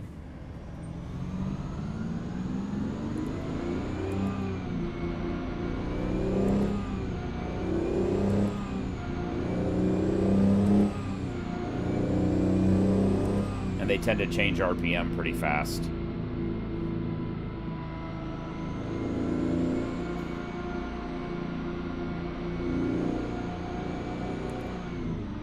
It was a cool engine, but, you know, probably 2, 3, maybe 4 miles per gallon. You know, you just can't afford to... What the hell? What is that guy doing?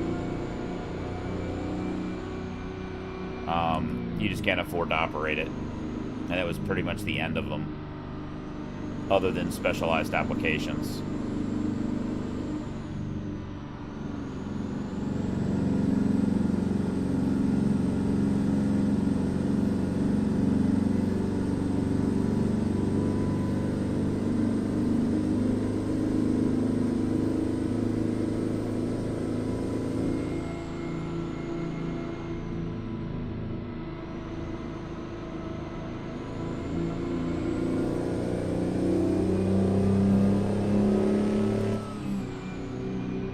They also tend to, even when they're kind of old and beat up, they run.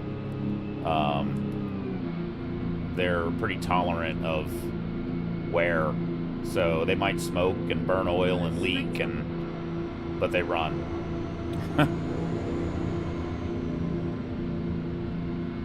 So they can be kind of noisy, although they don't have to be. There's a guy on YouTube, don't remember his name, he goes out and tries. His specialty is old two-stroke Detroits, in semi trucks, and he goes out and tries to find them sitting in a field or ones that are for sale, and he'll try to get them running and drive them home, or at least fix them up so they don't go to the scrapyard. I don't remember his name. It may come to me. Go straight on. But they're really cool. They're and there's another guy who he's done some collaborations with, who is working on kind of modernizing the engine. So its big limitation is fuel delivery. It uses all mechanical pump, mechanical injectors, and the fuel spray pattern that it's capable of is pretty not optimized for compared to what we have today. So there's a guy who's taken one, and I think it's an 8V71. It's in a drag truck, like a truck pulled truck, and he's converted the fuel system to modern common rail fuel injection. So way more fuel pressure, way more atomization, way more fuel delivery, to see if you can get more control, more power out of them. He's the first guy I think that's ever tried that. Go straight on. And so far the results have been pretty great.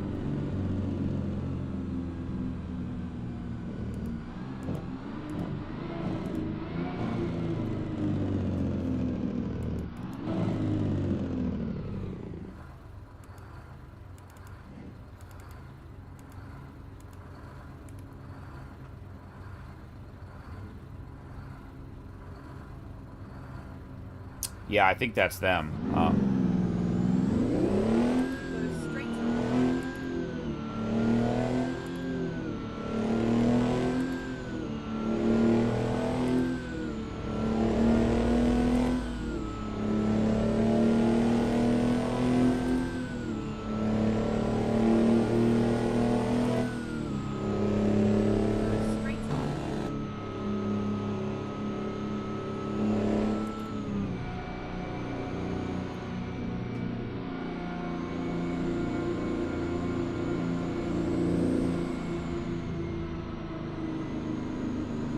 Yeah, so these two-strokers are supercharged, and then this one is turbocharged also. But the supercharger is only used. It doesn't actually make boost. It's just a pump that moves air into the engine. You'd have to look at the design. I don't want to go into it too much, but basically the intake is on the side of the cylinders. So when the piston goes down, it uncovers those ports, and the air rushes into the cylinder at the same time that the exhaust valve is open on the top. Right. So it blows fresh air in and blows the exhaust out. The piston starts to go up. It covers those ports. You have compression, combustion. So exhaust and intake happen basically at the same time.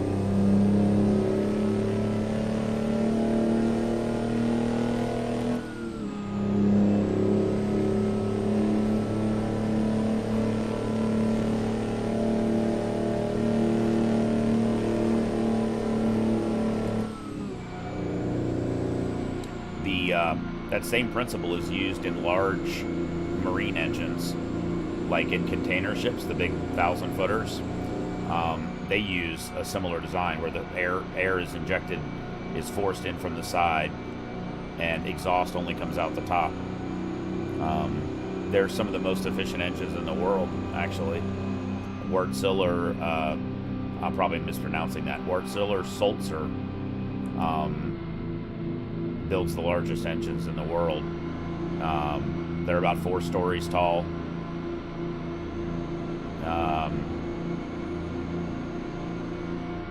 They make them in, I think, 6, 10, 12, and 14 cylinder inline designs.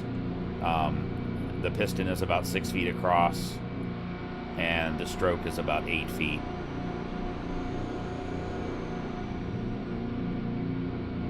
They run at about 100 RPM, 150,000 horsepower, and about 5 million pound-feet of torque.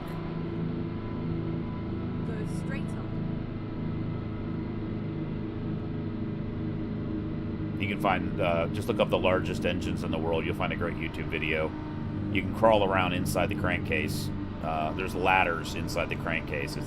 It's engineering on a scale that's hard to believe.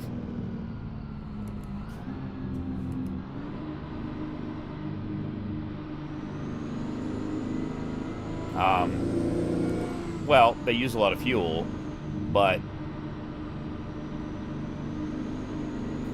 that's all relative. As I said, they're those Wärtsilä engines are, man, they got really dark. Thermal efficiency is nearly 50%, which is the most efficient combustion engine in the world by far.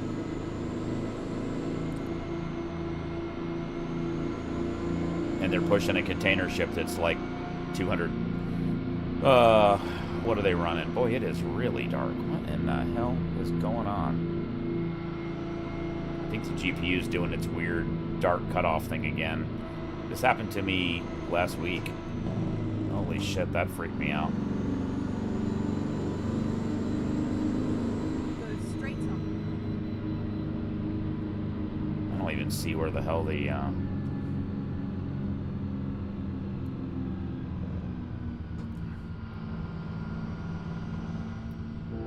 Keep right, and then continue man, straight on. what is going on?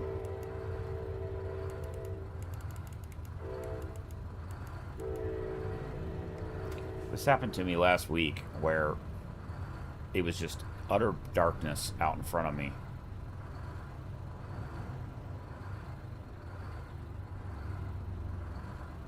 And you really can't see where the hell you're going. I don't really know why it's doing this.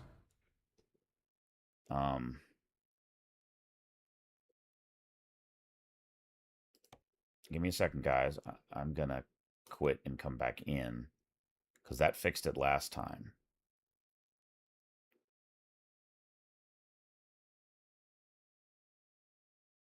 Yeah, those engines are about 4 stories tall. Total displacement, I'd have to look it up while we reboot the game.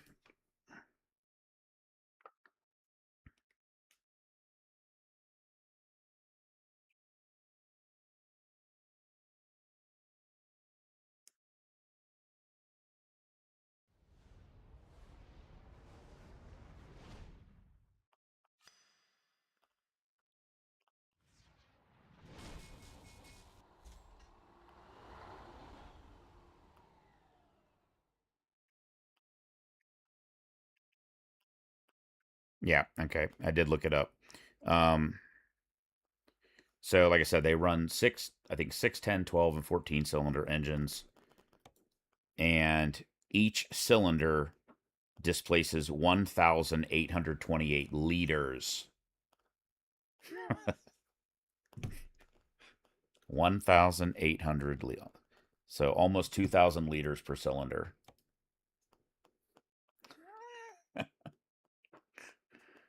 Oh, I'd love to go through an engine room of one of those, and of course they run a heavy fuel oil. They're not running diesel. They're running a slightly different. Hey Chad, how's it going? Just had to reboot the game.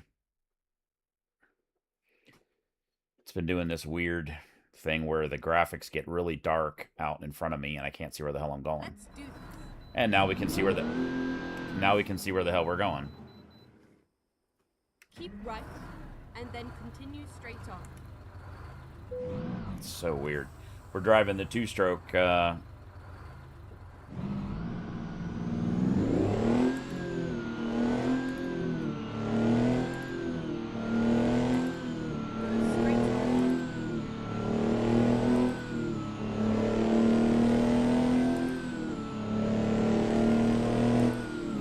want to do something after that, let me know. I just woke up a couple hours ago.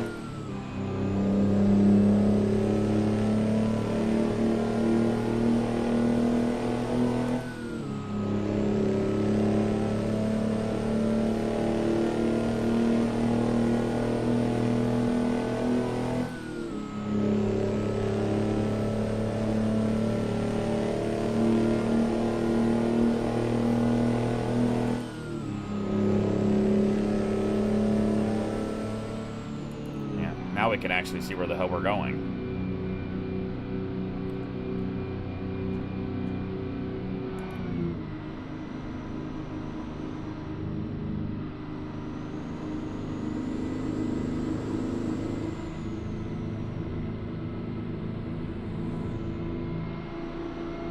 Keep right. Okay, just let me know, man.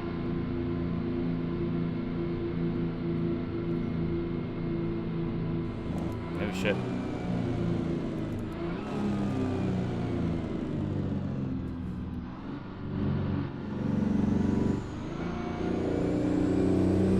Yes, it does sound like a race car.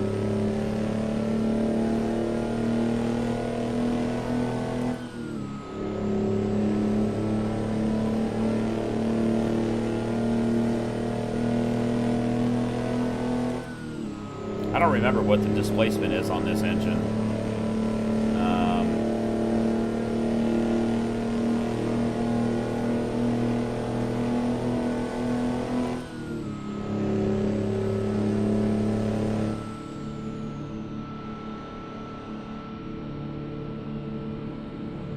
We can figure it out, though.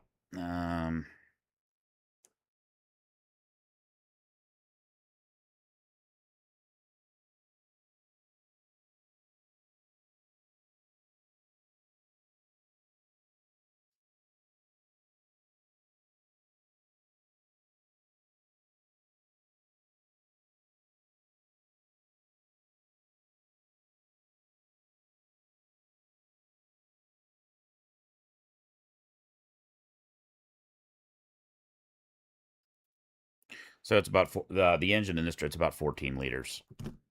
So not actually that large. Yeah,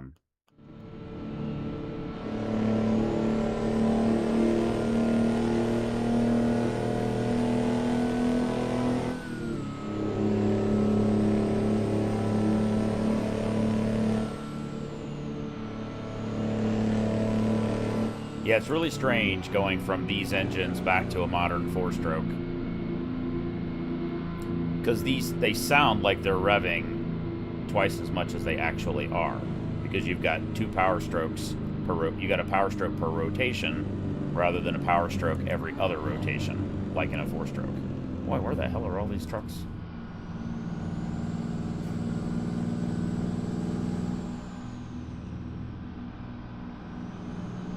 There are some other cool engines that you can put in this truck.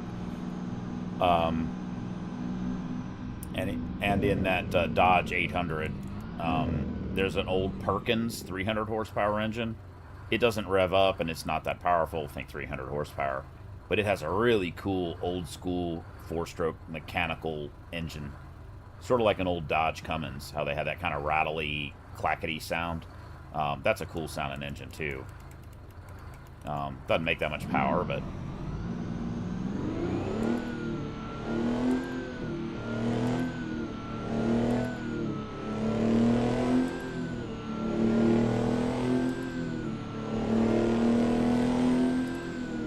Get ready to turn right.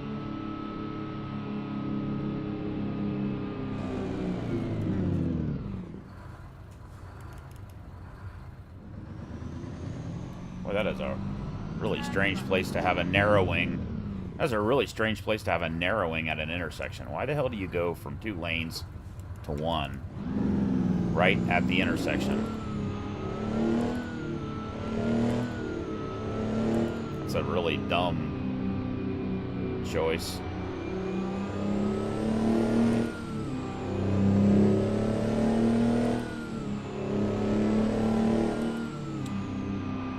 I don't know for sure, Chad. Probably between 2 and 4 miles per gallon on these, which is what ended them. Fuel crisis in the 70s came through, and it just, you know, the efficiency became important. Before that, fuel was cheap. It didn't really matter. They were reliable, easy to fix.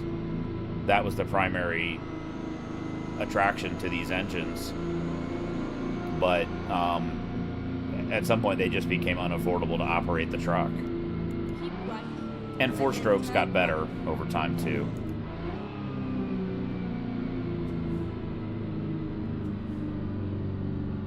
Yeah, between 2 and 4, you know, and a modern semi today, you're probably talking about 8. If you're really careful with fuel, I watch a guy who, he's averaging about 10 miles per gallon with some aero mods and things on his truck.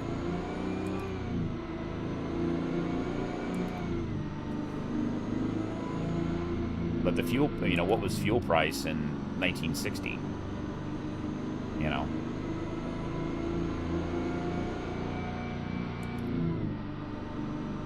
Get ready to turn left.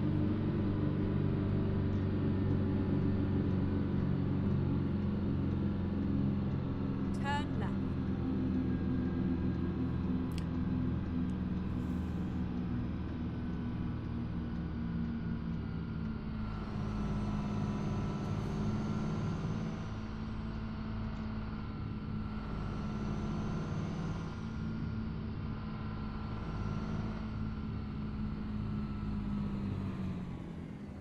It was a nice ride. Yes, I was. There in the 70s. But I don't remember what the price of fuel was.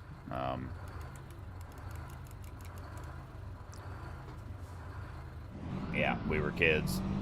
Also, the price you might pay for gasoline, I think diesel was a little different back then.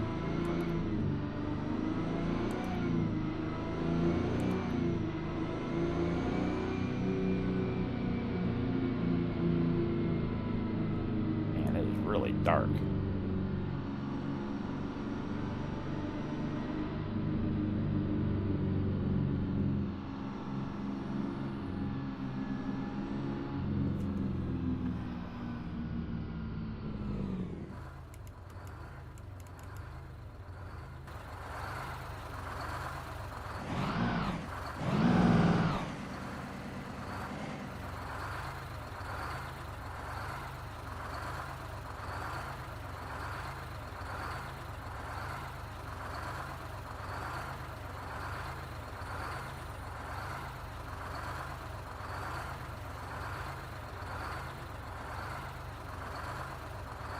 Oh, I fucked that all up.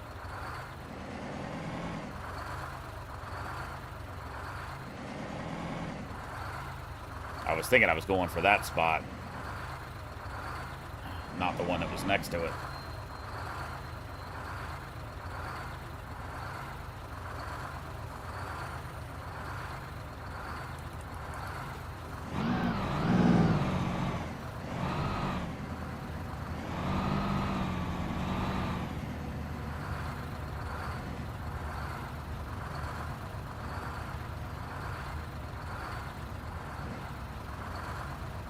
Yep.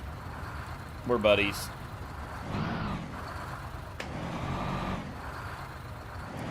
Boy, for whatever reason, I'm having a hell of a time back. Come on. Move. I think they did something with the clutch mechanism.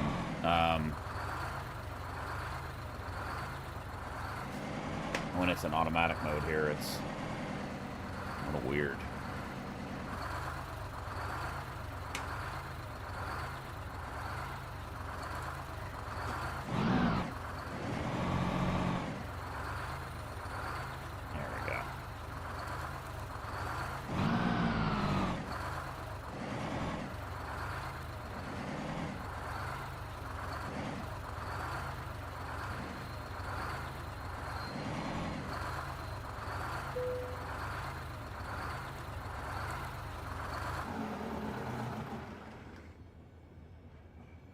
Hey, Purple Rig, how's it going?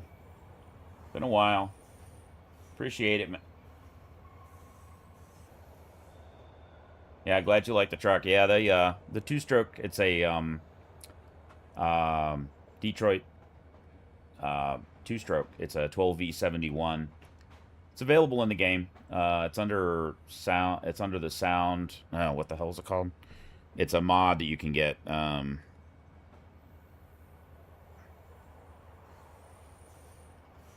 Mod engine and sound pack. There are two of them, and I don't remember which one it is, but there's two of them, and there's a whole bunch of engines available in that pack. Pretty awesome. Love how they sound, and your channel's awesome too. Definitely a shout out to Purple Rig Juliet. She has a great YouTube channel and does some great American Truck Simulator streaming also. All right, guys, that'll be the end of this trip. Let's see what our fuel mileage was. It won't be realistic. Probably. Let's see, 464, 83. Yeah, 5.5 miles per gallon. That we certainly would not have actually gotten that in real life with that engine. That's interesting.